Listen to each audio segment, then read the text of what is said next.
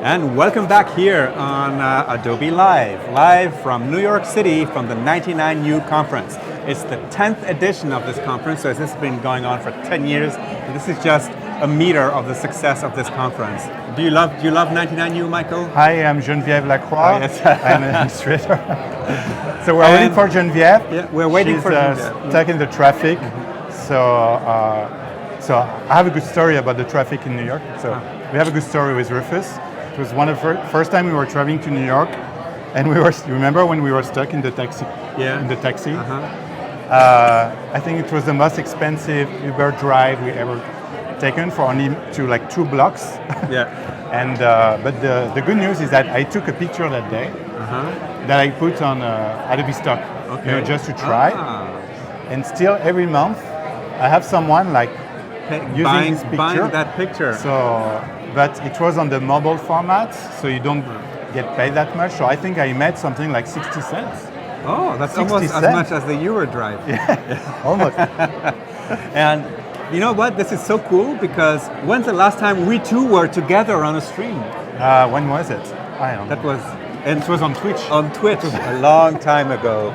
So yes, yeah. So what we will do, when you for Genevieve, we will find, don't worry, we will review more portfolios. Yeah. Okay. So keep sharing your portfolios and we will just review tons of portfolios. It's a good opportunity to feature your work. We are surrounded now by a lot of people, as you can hear, because we are live from 99U and they are about to enter the auditorium. So then we might get the funny music, like the ding, ding, ding. Yeah, we might get it. So, okay. And before we start, tomorrow is Michael's birthday, so let's have a shout out in the chat for Michael. I cannot hear. What? So, no, nothing. So let's review the first portfolio that we received by Joseph. Joseph Latimer. So Joseph, I hope you're in the chat because this is an opportunity for you to ask us questions about your portfolio. So I see it is very with some 3D here. Some 3D illustration. Motion graphics art director. Okay, maybe we can zoom in on his description. Oh yes, that's right. So he does motion graphics design, character animation. Look what's happening there. It's not today, but thanks. Thanks, but it's not today. It's tomorrow. They know. Yeah. Thank you. So Joseph Latimer combines his experience in motion graphic design, character animation, and love for bold and ridiculous to the craft, bright, energetic work. I know what you're saying now in the microphone. I get it. Yeah. Taking great influence from music, he's very interested in storytelling and adds great personality to all of his films. All right? So we get that from the portfolio. Is there anything specific that you want to look into? This one? Okay, let's try something.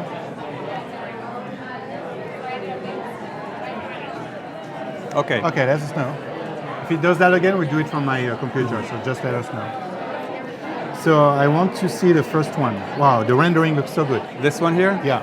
So Pictoplasma is, I think, a conference in Germany about motion design. It's a very important conference. So what did he do? This year, he challenged people to make eye contact. Okay. So stay focused and hypnotize your audience with a looping animated GIF. Wow. The rendering is really impressive. So it's using Cinema 4D and Redshift. So I don't know exactly what this is. If you're in the chat, Joseph, or if someone knows what Redshift is it like the rendering engine? Making eye contact. Wow. That's good, huh? It's hypnotizing. It's like the snake, like in the Disney movie.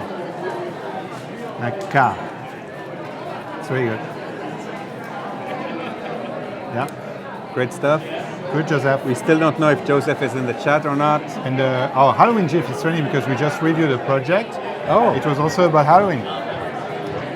That's right, but here more like... It's loading, it's loading. Yeah. The other GIFs were a bit more like 2D that we've seen, right? This looks like more... Yeah, this is like more 3D. Let me switch you to this one.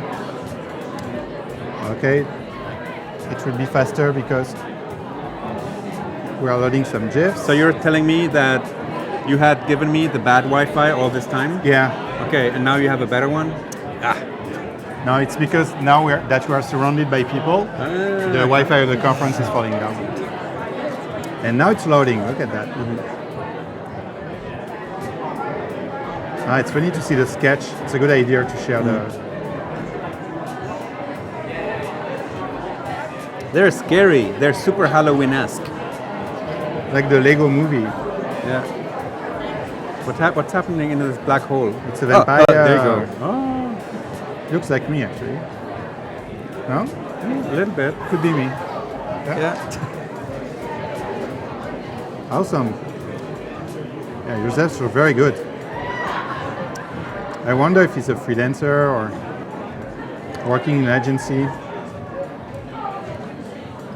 Character design. Okay, let's go back to his main page. And he has a showreel, but from 2016. That's the thing, with the showreel, that it takes so much time, that you're always hesitant to create a new one. And also one thing that I've noticed, like meeting motion designers and filmmakers, is that the showreel is something that that they don't put so much effort into anymore, because now you have YouTube, you have Vimeo, you have all Instagram. you have all these different ways of showing your work. And the showreel was really important, because in the old days, you put it on a videotape or a CD, and you actually sent that around the agencies and things like that. And we would spend time actually looking at showreels. And Genevieve will join us. She will be with us in 15 minutes. 15? 15, yeah, not 50, sorry. Okay. 15. All right. Genevieve is on her way. And she's awesome. So that's Genevieve. Maybe you can talk about her work a little bit. Yes. Because she's an illustrator working in Photoshop, but she's also using the timeline to animate her illustrations. So I really want her to let's have a quick sneak peek here. All right. That's a sneak peek. Yeah, that's a sneak peek, like literally.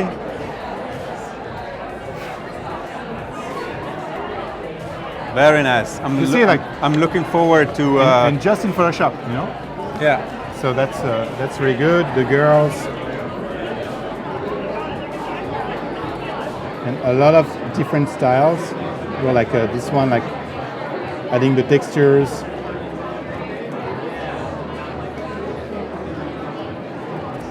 The symbols, like very different styles. So it would be super cool to have her presenting the work. So we will talk, and she has also. So Genevieve will be us in a beautiful very shortly. Yeah. So let's go back to Joseph a second, because there's a request from Juan Orozco. Oh yes, Juan. What do you want to see? Wanted to see the dinosaur. Of course. Yes. The vault. So the vault. Do you know what this is? The vault. It rings a bell, but it looks like. Wow, it's so cool. I love that. So that's a very funky color palette. Reminds me the work also of Jessica Walsh. Oh, nice transition. Title design, animated lower third, very good. So it looks like some music program. Like a TV show. Yeah. Which is a work all by itself. That's a creative field, when you have to rebrand TV show, videos. So that's what Oddfellows did for Adobe Live, all the animated lower third and stuff.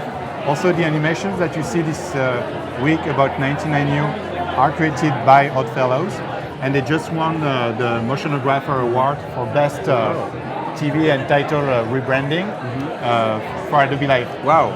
So, great job, Oddfellows. And it reminds me of this. It's really, really good. The color palette is crazy in this project. So transitions, animated lower thirds. It's like when you rebrand a YouTube channel. So Joseph, very nice work. Very professional, very good, and the rendering is getting better and better. So good job. Let's see what Patricia Gusso. So Patricia, you're in Belo Horizonte, Brazil. Digital painting for sure. A lot of Photoshop brushes. Okay, that's nice. A lot of portraits. Yeah. Character design. Different styles as well. Yeah. And you can feel also progress. So I guess it's chronological order. Patricia, if you're watching, it would be nice to add a short description just about you, just to set the tone. Yes. Oh, she's a student in advertising. Advertising, yes. So got the belts. It means that a new talk will take place in the auditorium. And let's Patricia, you're here. She says, it's me. Oh, hey, Patricia, how are you? Okay. Great. I want to see this Stranger Things. Stranger Things. All right. Hi there. This illustration was made because I love Stranger Things. Yeah, and me too. The 80s vibe. Yeah, I hope you like it. Very powerful, very good, strong. Very good work on the eyes because they are very intense. Very, you can really feel the anger, the rage of the character. And then a lot of work on the lights, on the glow. Oh, so that's the first sketch, maybe the first pass. Oh, and you do traditional painting too, or pencil work. It's good, huh? Nice work, and and what I like is that it's not traced. You know, a lot of digital art these days is traced from a photograph, but this is clearly not traced because it's you can see it's not 100% L. Yeah. You know, but it's great. I love it, and I really love the way that you also show the pencil sketch and everything. It's really good. Yeah, nice illustration. Anything else? Maybe the random one, because sometimes you can be surprised by your style, you know.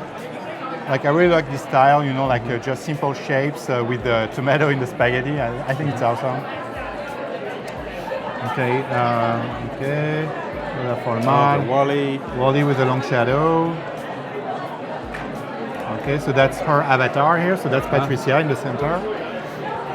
Hi, Patricia. Boom. You missed the other name, so Carolina, so this is Genevieve Lacroix. Lacroix. Yeah. You can show her name again. But Adobe Live already pasted in the link. Genevieve Lacroix. Okay. So maybe some more recent work. So it looks like it's cut on paper. Yeah. Illustration, shell and drawing. Behance Mobile. Oh, maybe it's using Sketch? Photoshop Sketch, because you know you can do a time lapse. Yeah. Wow. Very nice example. Yeah, so on mobile apps, so on iOS and Android, there is an app called Photoshop Sketch. And what you can do now is import your picture in the background, so I guess that's what she did, and you can draw on top of it, and it can record a time lapse. Wow, just like that. Very nice. And now you can also reuse the brushes that you use in Photoshop. You can use Kyle Webster brushes, brushes. I love time lapses, I don't know why. Yeah, you can watch them and just say nothing. Yeah. Is there music playing in the background? Yeah. Okay, so we can just stop talking and that's it. Just watch. That's it. Oh, almost. Yes, and again, Patricia, what I really appreciate is the base. The base is your drawing. Yeah. You know, and then you use another media to bring it into the digital world. Very interesting. I see Genevieve. Yes, Genevieve is in the house. So maybe we can give her 2 minutes and quickly review Timo, because I wanted to review your work from Baltimore. Oh, freelance illustrator, graphic designer, and creative writer. It's more like a collage. Yeah, beautiful work also. That's a bit edgy. Edgy. Edgy, Timo. Also traditional like pencil, and then he works on the Wacom. I saw it in the description. I like when you have also a limited color palette, because you can do screen printing after. And Rizzo. Yeah. Wow, that's nice. Very nice. Oh, I remember Timo. So it was one day he was watching Adobe Live, and he made the illustrations of the host and the illustrator. So that's Sarah Young and Logan. That's Kathleen, I think. With Timmy, when they wear the space helmet, for the popular reviews. History lessons here. Oh my God, it's so funny. Like Hunt. It was Tim. It's so good. With Douglas. Wow, Timo, yeah. Thanks for watching in and sharing your portfolio. It was so much fun. Thank you so much. Discover your discover your illustrations. Okay. I know. Okay, we still have time. Okay, Queen of the Night. Social media privacy. Ah, there's another Adobe Live challenge down there. Did you see something? Yeah, here. Wow. Oh yeah, so that was a challenge. Okay. Like we gave 4 colors to do screen printing. Ah, okay. And then there was a theme which was warm weather, because it was the start of the summer, getting warm, and this is so guys, this is a very special Adobe live stream here from 99U, and it's a little bit different than the usual format, because in the usual format it's over 3 days, Tuesday, Wednesday, Thursday, and it goes on for 8 hours a day, and there's challenges, there's ways to participate, and it's great to see that that Timo has put in his portfolio the challenges that he great made. work. Yeah. I mean, look at Did this Timo illustration. win? I don't know, but I hope so. Yeah, because this is great stuff. Look at that. Oh, and he continued the series. Look at him at so many illustrations after on the same theme, man. It's beautiful. Oh, the above illustration by Meg Hunt. Yeah, this one. So it was to inspire the viewers. Okay. So this is how we picked the 4 colors. Okay. And then we ended up with beautiful galleries, because all the entries had the same color theme. But this work is stunning. Like it's really good. Like jungle, I love it. Like it's so good. And editorials, which is also very complex, because you have to stick to a story, stick to a book. Yeah. Where is he from? Baltimore. Yeah. And Garafi says, "Oh my God, I'm ashamed to share my portfolio. It's empty. By watching this motivates me to put more effort on it." Oh, that's great. Yes, and this is a very good point. Good job. We're motivating people to put their portfolios together. It's your door to the creative world. It's that's how people. And we have all the friends watching Adobe Live also. Exactly. Make sure to follow Timo, give some appreciations, because he's an awesome illustrator, from Baltimore. Do you want to see another project? Yeah. I know. Would like to see this one. Genevieve is somewhere here. Yeah, she's coming. She's just putting the microphone. Okay. And then she will be ready. I need to sneeze. Oh my God, we lost Rufus. We're losing our guests, we're losing our host, we're losing everyone. We will just end with the background. Like this will be the end of Adobe Live. We just get the background. That will be it. Yeah.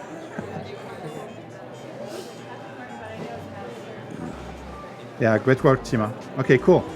So I think I will let you, Rufus. Yes, okay? all right. With Genevieve. I think we did our profile reviews for this segment. Right? I think we did. I think we did it. I think we did. Okay. We'll see how it goes. And who knows? Maybe there's going to be some more time. But now we're going to go to Genevieve Lacroix. Yeah, she's getting ready. And so just to share with you the rest of the day, after we will welcome the new generation of Adobe Creative residents. Yes, so the new one. This is what, the 4th year? Yeah, that we just announced this week. So you will discover them for the first time on Adobe Live. They're all there, like chit-chatting, and we will switch back to super excited. Yeah. Okay, let's welcome Genevieve. Genevieve, if you're ready. One second. Okay. Is it syncing? It's trying to make the microphone work. Yeah. Sure. Hey Genevieve, how are you? Hi, good. How are you doing? Hey, good to see you. Oh, nice to meet you, Michael. In person. Yes, I know. Finally, on the other side of these. So I will let you go come here. on this side. Okay. And I will leave you with Rufus. Don't worry, he's very nice. Don't worry. So how was your trip to 99U, Genevieve? It was a little bit challenging, as you may know, but I'm here now, so I'm very excited to be here.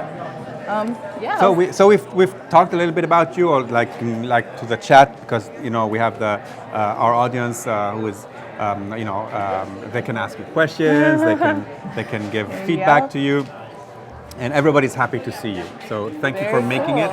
Thank you so much for having me. Welcome. Thanks. So Genevieve Lacroix, is this how you say your name? Yes, that's right. So you are French, I believe, right? Yes. Okay. So that's perfect pronunciation. Yes. Genevieve Lacroix. Perfect. Yes. So you're an illustrator. I am. And do you want to talk to us a little bit about how you became an illustrator? Of course. Well, I think I've always been an illustrator in my own way. You know, I've always drawn. I've loved to just do any like sort of thing on paper since I was a little kid. And then, you know, you have your experimental years where I failed at becoming a writer, a cellist, you know, XYZ, drama, whatever. I tried it all. And eventually I got into a school for graphic design, which I thought was like the closest professional way to use my skills. But did your parents tell you that? Yes, they did. If you're gonna do something like that, at least do graphic design. Yes, they told me I had to get a job or else they would disown me. So I did this graphic design thing for a little while. I went to school for it, but it kind of really dawned on me after a while that what I really just want to do is draw. So I bought myself a little, you know, $70 tablet on Amazon and just started drawing and started out pretty terrible. Like a bamboo? Yeah, no, like an Intuos. Oh, the Intuos. Okay, so it was a cheap Intuos. Yeah, no complaints. I like it. It's very good for you know what I need most of the time. And so now here I am. Awesome. And yes, I mean, you know, what I frequently hear and also from the community is, you know, the challenges for like to start with illustration. Like we already mentioned it, like you studied graphic design because graphic design is the closest to being an accountant, like compared to illustration, you know. Right. But yes, what like you mentioned, like you knew that you wanted to be an illustrator, like draw. But was there like a special moment where you just decided, okay, let's do it? I think so. You know, believe it or not, I graduated pretty recently. So I was just buried up to my neck in schoolwork for the longest time. I didn't even have time to think about it, honestly. It was just like try to finish the assignments like as fast as possible. But then it came a time when I just started doing my own exploring. This is going to sound like a commercial for Behance, but Behance has like so much inspiration and so many people doing amazing things that I just, you know, really got inspired by that, and I realized that this is something you can do. You can just draw for a living. Yeah. Oh yeah. But it's a discovery. It's a process. Absolutely. So here's your website. I don't know. Is there maybe some projects that are you know, that have a special significance for you that you want to talk about, or? Yeah, I could talk about. Scroll a little bit. Well, let's talk about this because this is my very first editorial commission. Yeah. All right. Yeah, like I said, I just got out of school a little while ago, so I have like, you know, my client work, but there's not a whole ton that I'm like in love with. But this one was really fun for me, actually. Yeah, this is for The Networker. It's actually a magazine about science, technology, you know, new developments going on in those areas. And they were featuring a couple different cities that were considered to be smart cities now because they are collecting data, putting it in a database for pretty much the public to access. Because I don't know if you know, in the United States, the way it works is you have to like get a Freedom of Information Act to get any sort of information about any like public records. But in these cities, it's just like automatically there on a database. And so all these tech companies are kind of tapping into that to be able to make more people-friendly cities. So I have this one, which is representing, you have London, the little London clock tower, obviously Paris, you know, other buildings from London. You have Montreal there on the left.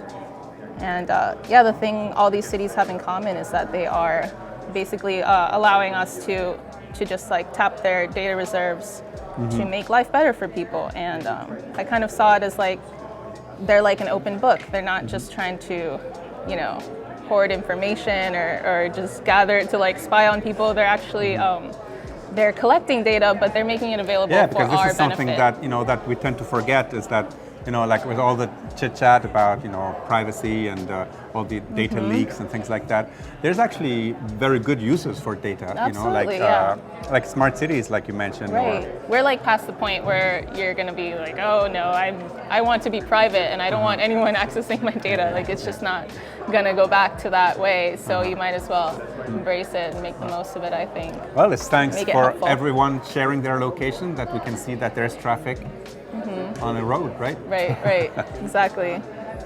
Awesome. So is your process, do you draw on paper still, or do you go directly? Oh, no. But that's how I started, and yeah, I absolutely used to hate drawing on a computer just because I didn't know how, which, thank goodness Wacom came out with their amazing tablets, because otherwise I would still be doing things on paper, which is actually, like, as much fun as it is and as beautiful as it looks, it's just not sustainable for client work with all the changes that they want. Do you have examples of when you used to draw on paper? Yes, actually, if you keep going up. Up? No, Okay. wait, actually, trying to find. Maybe you removed it. Maybe on my Behance, on your there's Behance. a few. Yeah, I have some marker. These two are done on marker. All right. No, just to get a sense. Just an idea, yeah. So you can already see I was doing a lot of like color blocking, simple shapes, and have my little people that I love to draw. Yeah, Awesome. so I'm a big fan of like everything 70s, the colors, the fashion, the music, like the whole culture. I just love it. It inspires me. So I think that carries over a lot in my digital work, where there's textures and, you know, same sort of color blocking, which I sort of take that inspiration from silkscreen printing. Yeah. It's the one class I took in college that was related to illustration. Super helpful, yeah. And I loved it. I adored it. So I kind of keep that in mind now when composing my pieces. Now, I love seeing also like work from before you picked up a specific style, a specific workflow. Right. So I think this is great, and it's great to leave them there as well, because it, it shows progress. And I also know that that you work with Photoshop a lot, and you animate using the Photoshop timeline. Yes, I do. Yeah. How did you get to that? Well, it's going to sound funny, but actually just being a terrible animator or not knowing how to animate. So I had to, you know, off the top of my head, like, oh, how can I make something move? Well, I could do it frame by frame. And, you know, as much as it takes time and a lot of love and patience, it actually gives a really unique look that you don't see a lot. Because, you know, everyone uses After Effects, which I love After Effects, but... Are you learning it? I am trying, slowly. Yeah. It's like, with After Effects, it always happens like, okay, let's move the ball, like, make it jump or something. Okay, great, I made that. And then let's do something else. And then it becomes complicated. And then, you know, most creatives just give up. No. Right. So one way of thinking about it when you go into After Effects or Photoshop timeline or whatever it is to start animating, one thing that is very important, and which you had, Genevieve, is a goal. Right? You had like an idea in mind, and you just wanted to do that. Exactly. So my advice is, when you want to shift creative fields like this, it's very important to have a very specific goal to work towards. Otherwise, it's just about moving the ball and making it jump and then nothing, you know. Exactly. But if you have like a passion for like making something move, and maybe we can look at something that you make move. I was going to add, like, you can do a million tutorials, but then everyone else has that same tutorial, and you just, you know, you learn how to do that very one specific thing. Whereas where you start with your idea, and you're like, how can I make this move? Then that's when you really do the good learning. And the secret sauce is nothing is impossible. Right? Yes, anything you can think of these days, you can make. Yeah, definitely. And if you don't know how, you can always ask somebody. Exactly. Yeah, get to know some people. Is there like one of these animations that you want to highlight? Sure, we can go through the ones that I did on the timeline in Photoshop. If you want to go open the girl gifs, girl gifs, which people really liked. I don't know. Very nice. That was another fun little project I had on the side where, actually, believe it or not, I started this a year ago. I just did the outlines, and I kind of got frustrated, gave up after a little while, which is very easy to do. But I found them, and I was like, oh, this is really cool. If I just added some color and like made it a little better, improved on. So my what is own it work. like 7-8 frames or more? Yeah. They're the one with the most frames is that last one, which is like, I don't know, 20 or 25. But I was able to use a lot of... Yeah, the movement is a little bit more flowing in this last one here. Exactly. But, you know, you're able to mess with things and copy and paste a bit, get away with that, and like draw over it instead of having to draw each frame like from the very beginning. So yeah, this one was really fun for me, and I hope to do more like this. What I like to do is actually use my photo booth. I use photo booth so much for these rotoscope style animations, just for whatever, it doesn't have to look like the actual video, but if you just need a movement of a hand doing whatever. That's a nice tip right there, yeah. Just videotape it and import the frames as layers into Photoshop. Well, people are happy with the tips. Good, I'm glad I can help. And Janina says, try to get a job in my country, that's impossible. Well, I don't know what your country is, but I moved to Italy 25 years ago, and it was impossible. Right. I mean, I don't even have a job. I have like freelance stuff going on, but most of the time I don't. It's not easy. And anyway. And Behance is full of stories of people from regions or cities or countries that where it's typically very hard to find creative work, but who are creative and showcase their work in a meaningful way on Behance. And I always want to stress that, a meaningful way. You have to have a scope, you have to have a focus of something that you want to show the world that you're capable of. And believe it or not, many jobs come through Behance. People looking at the work and saying, hey, this is exactly what I want for my campaign, or this is exactly what I want for my brand, or design-wise. So don't give up. I think creativity in the end will always win. So even if it's hard at the beginning, don't give up. Yeah. I think giving up creativity, especially, at school, people told me, Rufus, give up. You're colorblind. You're never going to be. Who would say that? You are never going to be a graphic designer, But I never gave up. And then I graduated from the Art Center College of Design and had my own company and everything. And amazing. And now I do blah blah on Adobe Live. The things you can do you can do. You just need to never give up. All right. So that's for you, Janina. Right. Never give up. My graphic design teacher would be like, "What? No, you're actually doing something in the arts." It's like, yeah, I didn't like graphic design, but it worked out with illustration. Yeah. So just find what you can do. Oh, and Kirsten says Genevieve is an inspiration. All right, so let's inspire more. Are there any other projects that you animated? Yes. Actually, we can look at this. I had fun with this one. The Mega Battery? Yes, it was a project based on the Tesla Mega Battery for this company that does a lot of social justice work, environmental, informational videos. You can scroll down a little bit. Yeah. And there's a GIF version actually at the bottom. Just takes a little long to load. I prefer that one. Oh yes, because Tesla had this huge project in Australia, right? Yes, they kept having power outages, apparently in South Australia, so they needed a way to, back up the actual grid. So Tesla proposed to the government that he would install this battery, and I think it was under 60 days or he would get it free. Yeah. Tesla being extreme, as usual. But he did it, he was successful, and now this actual battery is responding to power outages in a matter of seconds. So I thought that was pretty amazing. And I don't know, I really like to use my illustration also to bring awareness to certain topics that make it fun for people to learn about it. Yeah. Awesome.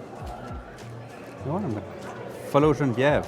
You should do too. I gotta sign in. I gotta sign in. Well, not now. I will do that Maybe later. Yeah. All right. Let's go back here.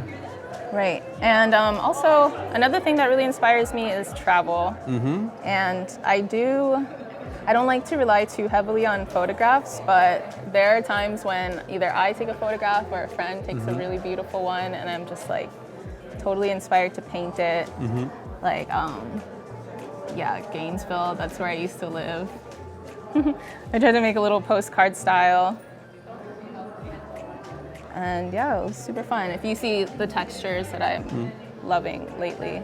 Are these brushes in Photoshop? Oh yeah. How did you like the fact that we bought Kyle Webster? Oh my gosh, I think it's a genius move. It's making moves like Amazon buying Whole Foods, There you go.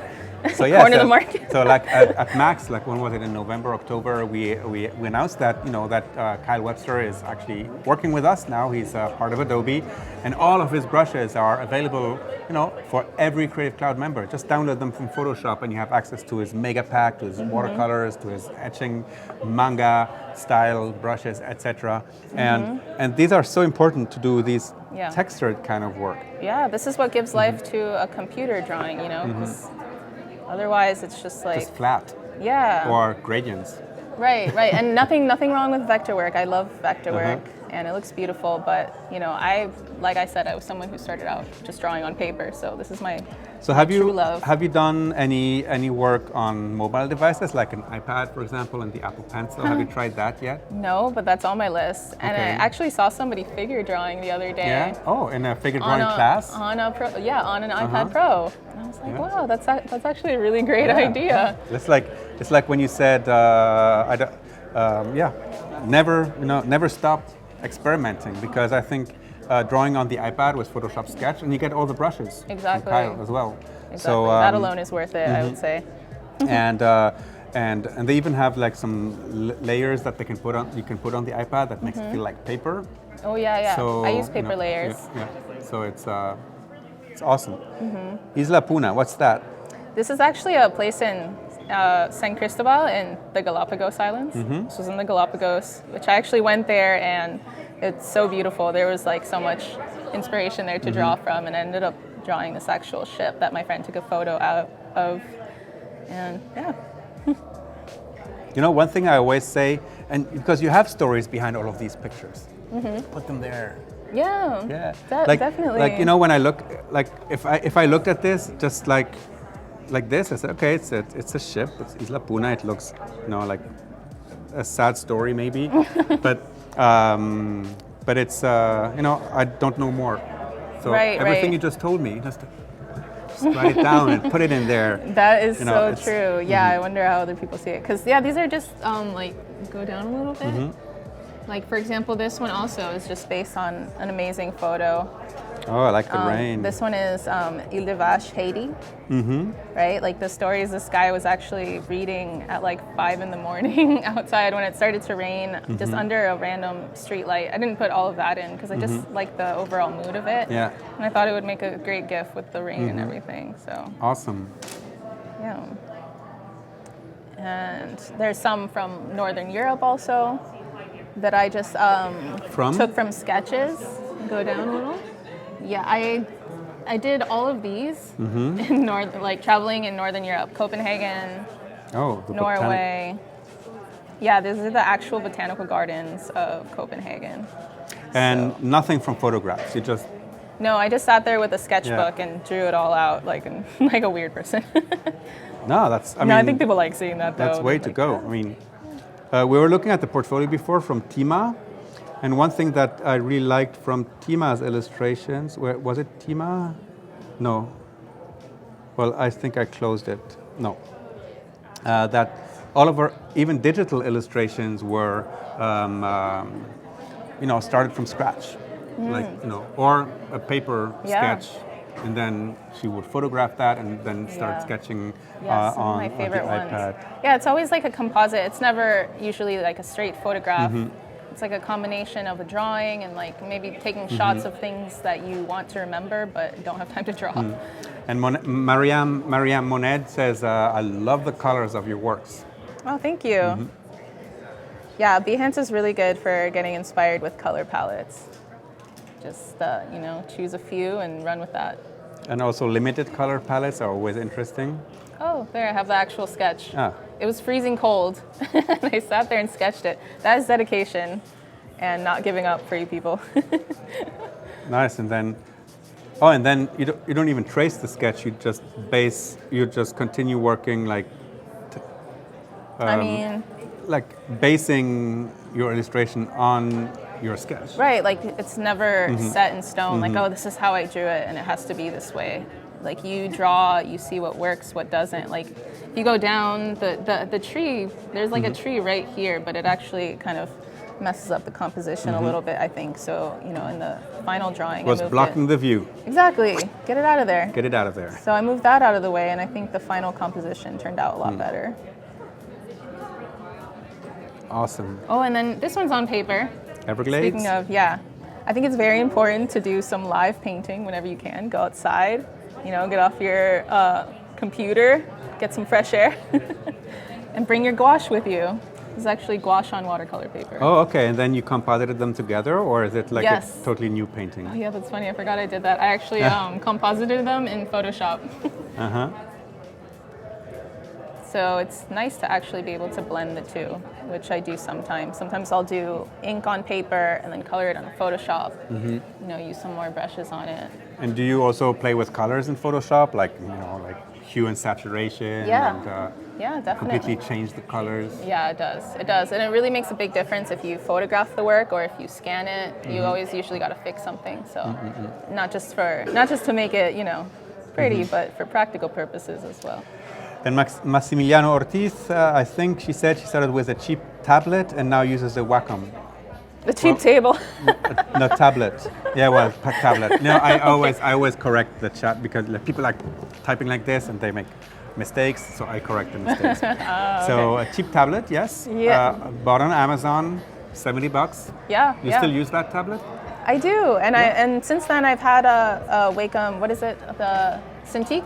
Uh-huh. An Oh, HD, the big one? An HD Cintiq, not that big. It was like Okay, the smaller version? mid-size, yeah. Okay. Which I don't need like a huge one because I draw like very Okay. little.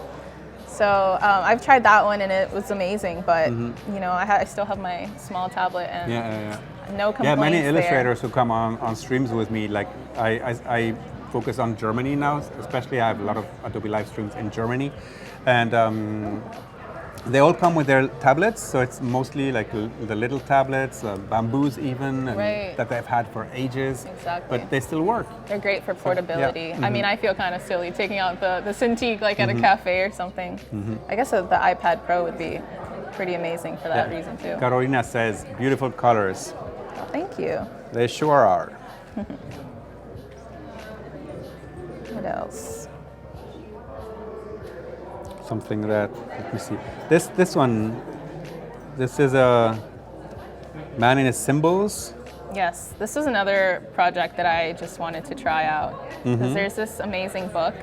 I think it's really good for any artist to read this book. It's by Carl Jung, and it's all about symbolism that humans have just used like throughout all of humanity, basically.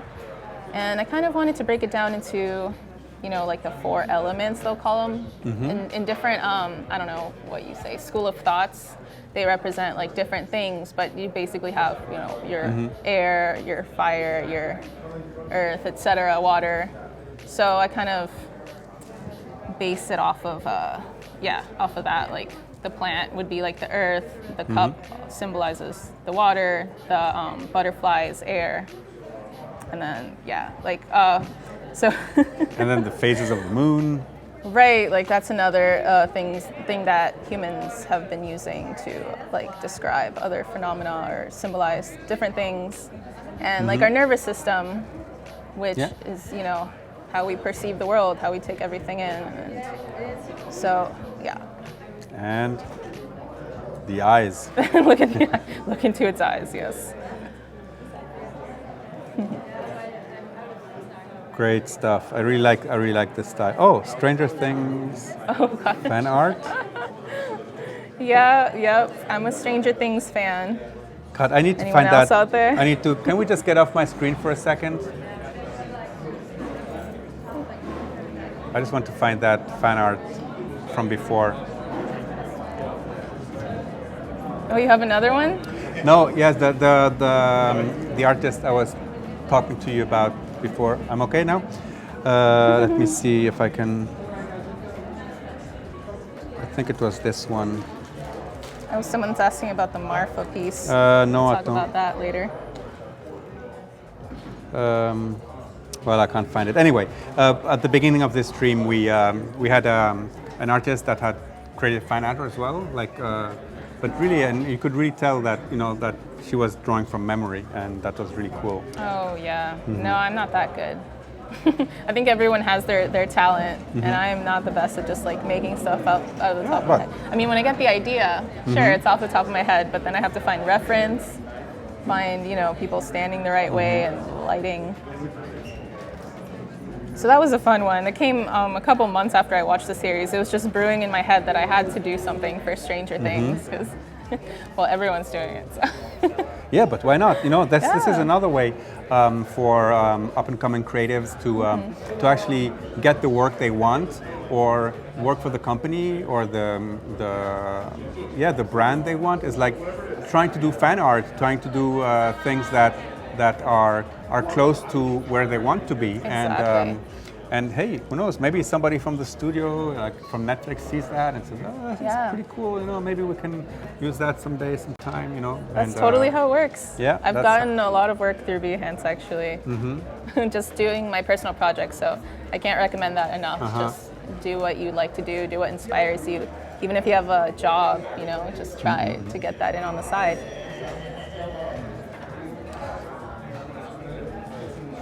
Great. Yeah, and that one is really good for using Photoshop like layers for the fire. Oh, okay. I put it on. And I the don't light, remember the layer style exactly, but it did this really awesome thing. Yeah.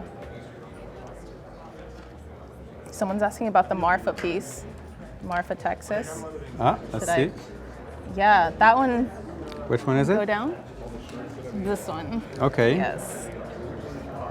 So this one actually came out of a rejected idea for client work. So yeah, they were doing this, what do you call it, a retreat in the desert in Palm Springs. And so I had all this like desert imagery that I had drawn up already, and I had this like lady that I created that she's kind of basically going on vacation to this retreat in this like weird place. I don't know why, but the desert always reminds me of like aliens. Yeah, there's a UFO right here. Yeah, it's like a really cool. Like, I can almost feel the cow that's being beamed up. Yeah, I should have put a cow in there. Gosh, I'll go back.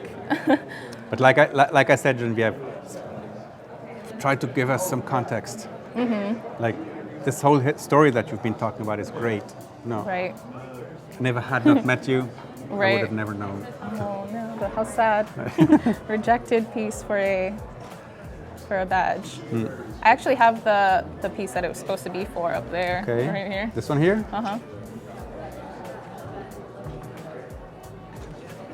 Yeah, so it was the theme was basically spirit animals. Oh. And so I took all these little creatures that live in the Palm Springs desert and kind of tried to do also 60s, 70s inspired sort of composition. Oops. Nice. Yeah, that one was pretty fun. So the team building retreat was to find your spirit animal? Yeah, in a way. Yeah, they all kind of had to be represented by some animal, but. And Andrew says, very cool. I love the woodcut print aesthetic, and thanks for putting these events, Adobe. Lots of useful tips. Well, you know, that's why we do them. Yeah. We love doing it. Definitely. My favorite piece from Genevieve. The colors are on point. Oh, I don't know. Probably which one? Juan, this one or the rejected one? Of course, the rejected one is the one you like more, right? Yeah, of course. I'm like, I can do whatever I want with this one. And Kirsten Elarda? Kirsten remembers this project. She's my friend. Hi, Kirsten. Okay, Kirsten is Thank watching. You. All right. And these overlays and palettes, yeah. That's your sensibility. That's your way of seeing color and textures and things like that. Yeah, exactly. Like I said, I love these analog methods, and so I definitely get a lot of inspiration. And like never before, is it now possible to achieve all of these things, even in the digital world? Yeah, I know. I almost feel a little bit guilty that it looks so much like paper, but it's actually digital. It's like a secret. Yeah, well, it's a style. Right, for sure. Let's see.